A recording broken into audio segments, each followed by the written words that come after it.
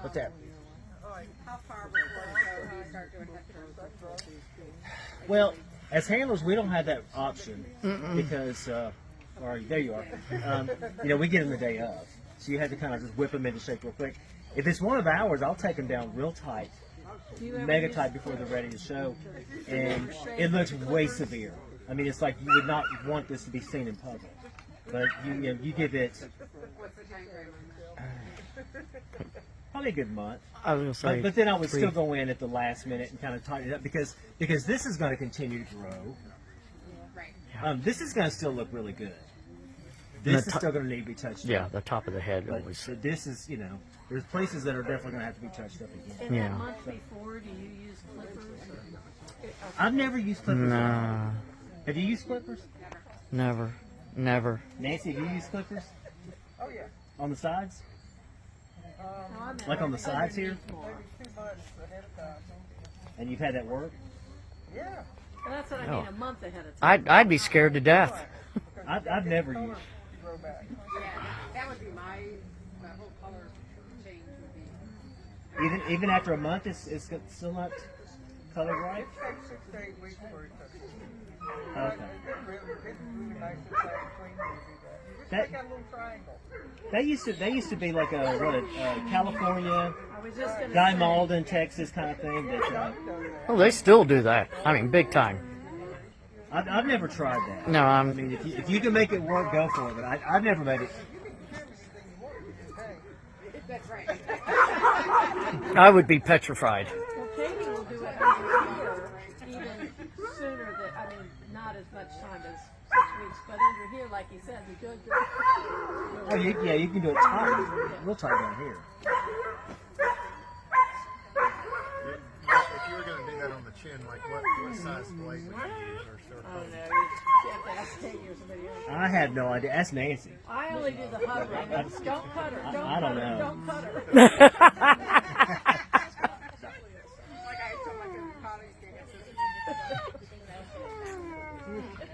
Grace. I mean, Amelia. Flatten this up just a little bit.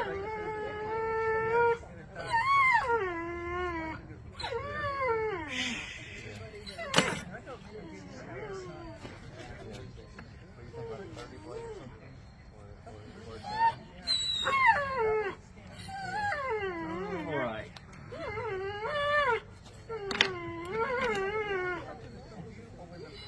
Now, in reading the standard last night, it says nothing about lip lines. No, it doesn't, It does says it? nothing about lip lines. Now, does that mean we want saggy lip lines that hold? No. Hey, The Amelia. goal is to make them as tight as possibly, just one straight line. That's why it's always good to use longer scissors. If you have shorter scissors, you're going doot, doot, doot, doot, and your line is going to be like this. Well, that's my fault. I do that too. I use short scissors. So yeah, I got you. I use longer scissors so you get one straight line. Nick, can you give us some tips? I mean, he has a pretty good lip line there, but what if your dog has a bad lip line? What tricks would you use to... I'm not sure you can. I would probably kind of show him a little bit more head on.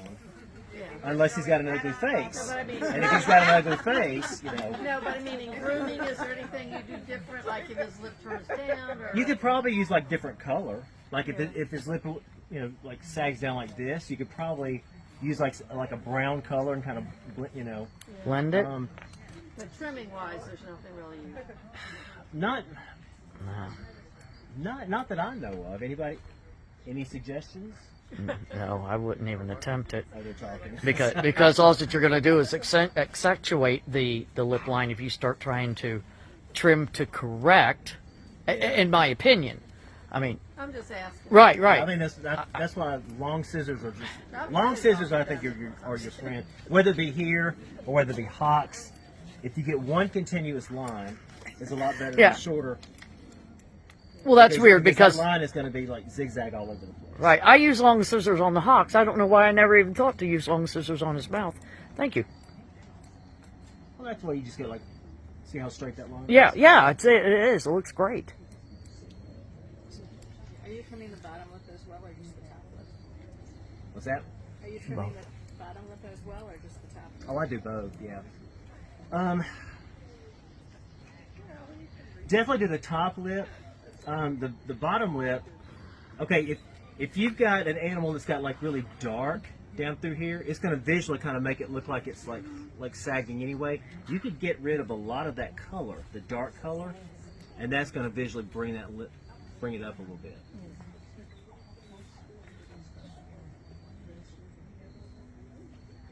All right. On the sides,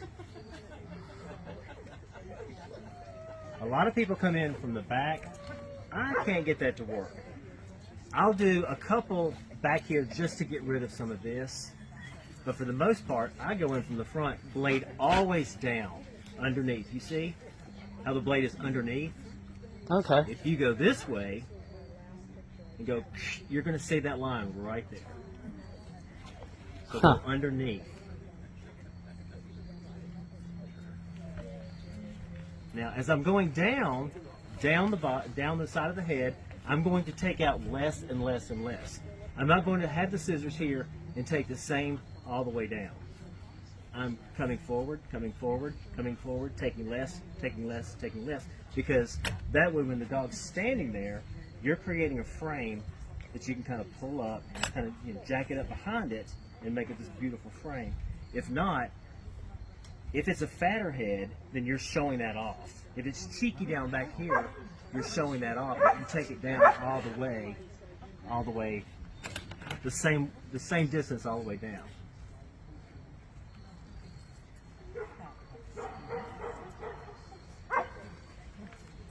Take less, take less, take less.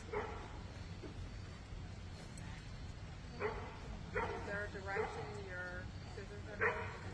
Yeah, they're always, like I said, the blade always underneath. And Nick, are you using just less of the scissors of the blade part of it as you're going forward? Do you know what I mean? Where Okay, you're say it not again now. using the full surface of the scissors? Are you using just part of the scissors? Well, actually, you'd be using less of the scissors as you go down because you're pulling the scissors a little bit forward. Okay, it's the difference between making where your hair comes out to make a frame from here and showing any kind of cheekiness down here, or here. And if you've got a fatter head, you can make that head leaner by taking more out at the top and progressively less as you go down. And also that can help if you've got a head that's like long and foreface and drops off in the skull, you can kind of create the illusion of more length of skull by doing that.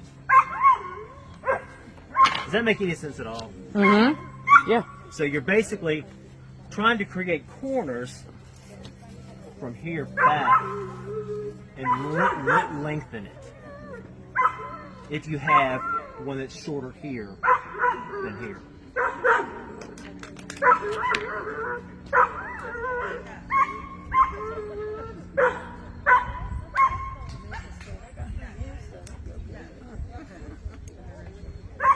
Take progressively less.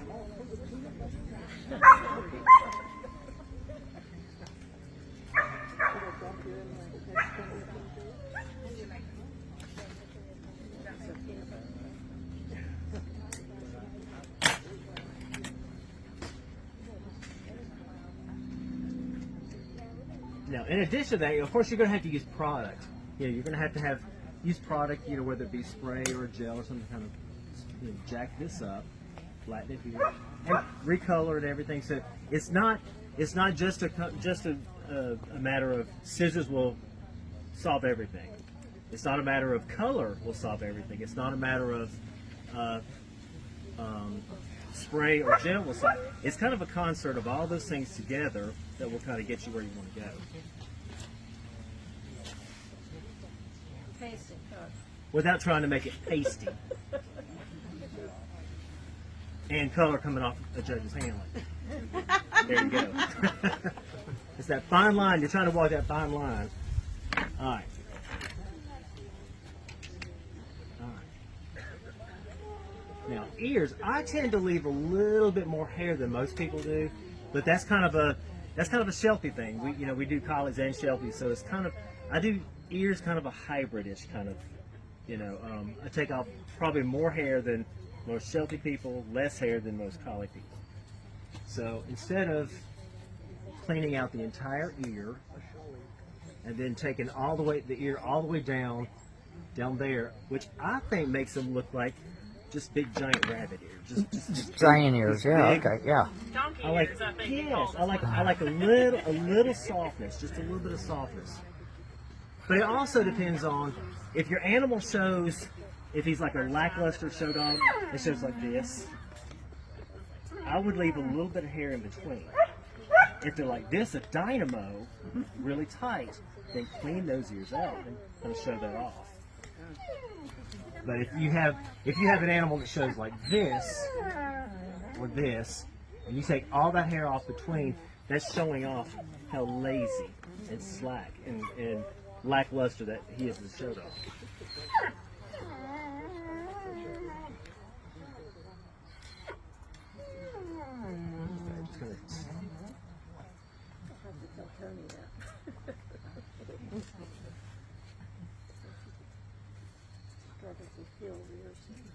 You And said if they have really big ears, I like to kind of blend it, leave a little more hair in there, and kind of, if they get really pretty tiny little ears, then you can take out a lot of hair.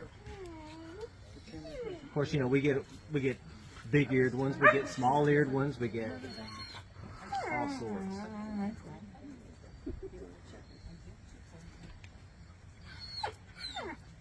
Amelia, that's enough, thank you. Now, just a little bit. So you're just cleaning that out enough Just to a where little. it's not poking straight out. Yeah, but I do not want. I don't want to see like two pink orbs, Right, two right, pink spaces. right.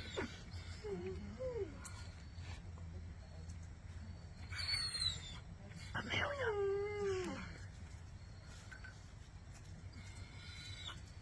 How far down do you go generally? Is it from the eye to? You talking about on the outside of the ears, or like on the outside, or you talking about the inside of the ears? Both, actually.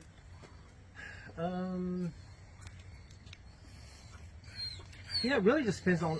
It depends on the individual because we get different ones that need different things. Okay. You see this that's still left? Yeah. I would tend not to take that out. Now some people would. I think taking it out takes a soft expression and it makes it harsh. So it depends on kind of what you think, how you see expression.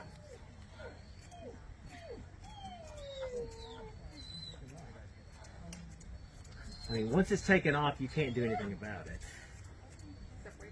And a lot of times, I'll trim one up, and then if it's a 4-day weekend, I'll find that I'm trimming on it every day, kind of tightening up here, tightening up there, stopping one place and doing another place. Because it's also a matter of you finally get to know, is the animal showing? Is the animal not showing? Is the animal feeling good? Is the animal not feeling good?